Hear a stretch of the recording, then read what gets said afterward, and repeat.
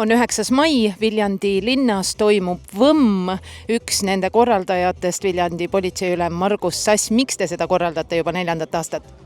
Äge on, et ma ütlen, et tegelikult võmm on selles mõttes tulnud ju põmmist, et jätkuvalt kuidagi jäbene seda öelda, tegelikult elades Paikusel, siis Paikusel oli põmm, Paikuse õhtune maastikumäng ja tulles Viljandisse, siis mõtlesin, et tegelikult oleks juba äge see üritus nagu Viljandisse üle tuua ja Viljandis külasta nagu veel nagu ägedamat, et võmm ja nii ongi. Selle mõttega seostub natukene ju abipolitseinike ja politseinikega ja täna teda ju Viljandi jaoskond ja abipolitseinikud korraldavadki. Te liikusite Pärnumaalt Viljandimaale siinset jaoskonda juhtima, olete seda otsust kahetsenud ka? Ei ole pidanud kahetsema, tegelikult on väga äge, tegelikult on hoopis värve rohkem, et kui enne ma töötasin kriminaalpolitseis, nägid nagu kindlaid selliseid värve, siis täna on spekter tunduvalt suurem ja olen kokku puutunud väga palju erinevate muude asjadega tegelikult, mida võib-olla ennem ei osanud isegi politseitöös võib-olla näha, et igal juhul ei kahetse kordagi. Võmmi eesmärk on ühendada politseid ja kogukonda inimestega.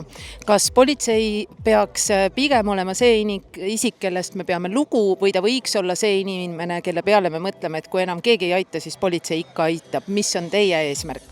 Ma arvan, politsei aitab alati ja minu arust oleme täna liikunud küll sinna suunas juba, et me ei ole enam karistav organisatsioon, vaid pigem abistav organisatsioon ja kui täna näeme politseiautod liikuma, siis me ei mõtle selle peale, et et nüüd on midagi pahasti jubedalt, on ju alati, vanasti oli see teemat, ehmatati ära, on ju, pigem täna me küll liigume sinna suunas, et proovime hoida seda teemat, pigem oleme abistav organisatsioon ja täpselt nii ongi, kui vaja, praeme kellelegi muna, kui vaja, vahetame kellegi rehvi tegelikult ja täpselt nii ongi. Kui vaja, praeme kellelegi muna. Aga räägime nüüd ohutusest avalikus ruumis ja digiruumis ka.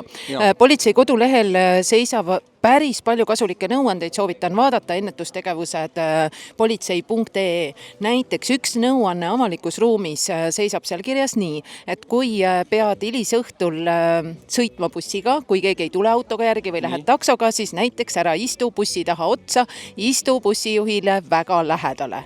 Kas selliseid nõuandeid jagab politsei ka igapäevaselt inimestele? No õnneks ei ole vist vaja jagada, aga ütlen, et kui see kodulehel meil kirjas on järelikult kellegi meie inimeste poolt välja mõeldud teema ja kindlasti tugineb praktikale, et ma pigem arvan jumala õige lugu. Jaa, loomulikult, kui olete taga bussi otsas, võib olla olukord, kus bussijuht ei pruugi märgata ja kui te sõidate ja bussijuhil ka võib-olla kindlam, turvalisem näha, mis see isik teeb või kus ta on, ja igatpidi nagu ma arvan mõistlik soovitus.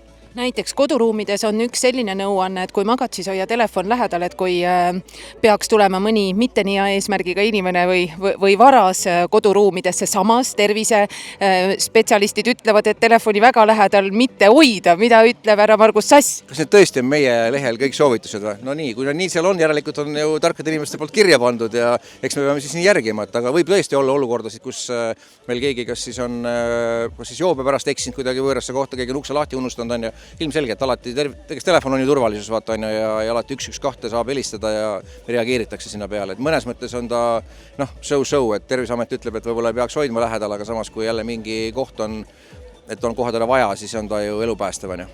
Üks päris huvitav nõuanne oli ka selline, et kui keegi tuleb ukse taha, keda te ei oota, et siis rääkige ettekujutletava sõbraga kõva häälega. Kas selliseid olukordi on praktikas ette tulnud, kus inimene päriselt on ka ennem kriminaalosakonnas töötades, on ennast ära päästnud sellega, et tal on näitleja meisterlikkust nii palju, halvad inimesed on ukse taga, räägib kõva häälega justkui kellegi sõbraga seal? No lihtsalt meenub praegu see Üksinda kodus või mis on see jõuluaeg, filmid jooksevad, et seal umbes samamoodi ta ju peletas samade näidete või võtetega tegelikult ju kurjategijad eemal, et sisuliselt pani teleka mängima ja arvas, et keegi on nagu pätid arvasid, et on keegi külas. Ei, ta võib ikka toimida, on ju, aga huvitavad soovitused tõesti meie lehel, et ma ei ole igapäevast ise seda lehti nagu ei loe, on ju, aga ma arvan, kas mul esimese soovitusena see tulla võiks ette, ma loodan, et ei peaks olema seda olukorda üldse, et keegi seal ukse taga kuskil on ja et keegi peaks nii hirmul olema, et pigem ongi see sama eelmine jutt, mis oli, et telefon on olemas, helista, kui midagi on kahtlast võõrast anomaaliat. Helistada 12, reageerime, tuleme kohale, vaatame üle.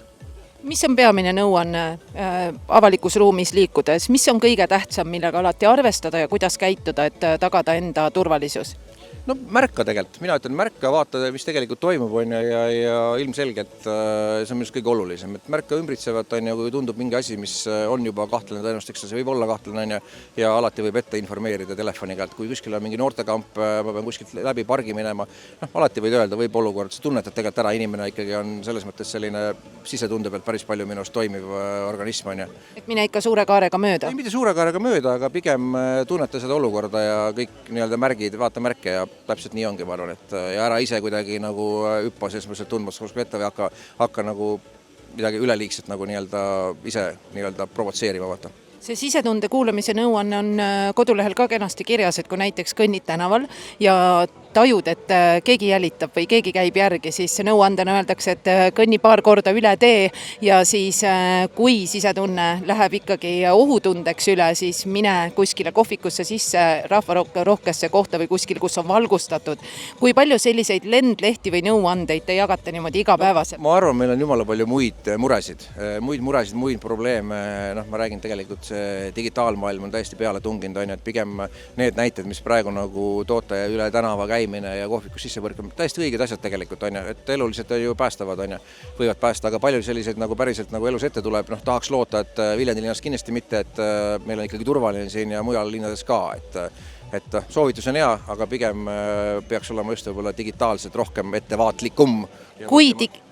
Kui digitaliseeritud on politsei, kui suur osakaal kriminaalsetest tegevustest ja mitte heade eesmärkidega tegevustest on liikunud tegelikult meie arvutitesse? No enamus, ütleb tegelikult ikkagi väga palju üha rohkem juurde, kui eelmine aasta oli circa 16 miljonit oli kelmidele ära antud raha, mida oleks saanud võib-olla andmata jätta, kui oleks meil rohkem tarkust, teadmist ja tähelepanelikkust on ja kui oleks sama lihtne, et mine paar korda üle tee ja vaata ja astu esimesse kohvikusse, kui nii lihtne oleks ka netis kõik, siis tegelikult oleks meil kindlasti mitte 16 miljonit ja oluliselt vähem on ja võib-olla võiks 0 olla, aga see aasta on millegipärast on kurjategijad juba kõvasti nagu enda pöördeid peale pannud, kui nii öelda võib on ja me oleme täna juba nii-öelda panutelud on kaotanud päris palju raha just nende klikkidega, mis netis tehakse, et ei olda seda tarkust nagu kogutud piisavalt. Mis selle digiturvalisuse peamised nõuanded on, kuidas tagada, paroolid, eks ju, et pigem kahtle, vaata üle, kontrolli, kui keegi helistab, praegu tegelikult on käimas need kelmused, kus siis lähedaste nii-öelda pealt proovitakse raha teenida, et lähedane kuskil haiglas sattunud, tulge aitame. Selles mõttes, et pigem on see pool, et helista üle suhte lähedastega ja vanuritel pigem ongi nagu see, et palun suhelge oma lähedastega ja küsige üle ja vastupidi ka, et kindlasti võiks nagu nooremad inimesed oma nii-öelda eakaid toetada ja rääkida, mis ohud meil ikkagi tegelikult on. Kas on ka mingi selline hea nõuande meie perekonnas on näiteks kokku lepitud, et kui meie pereliikme häälega keegi helistab, siis meil on üks sõna ja me küsime lihtsalt seda kontrollparooli, sest kui päriselt ka on pereliikmel midagi juhtunud, siis see toru ära ei pane.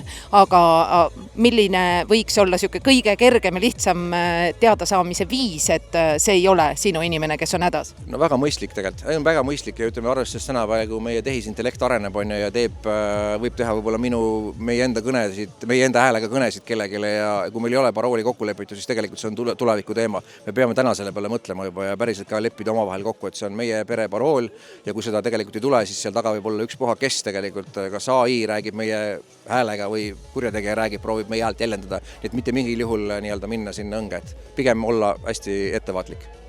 Lõpetuseks, härra Margus Sassi, soov ja nõuanne kogu Eestile, kõikidele inimestele, igale kodanikule, kuidas me saame hoida oma ühiskonda turvalisemana? Märkame rohkem ja anname teada sellest, et aitäh!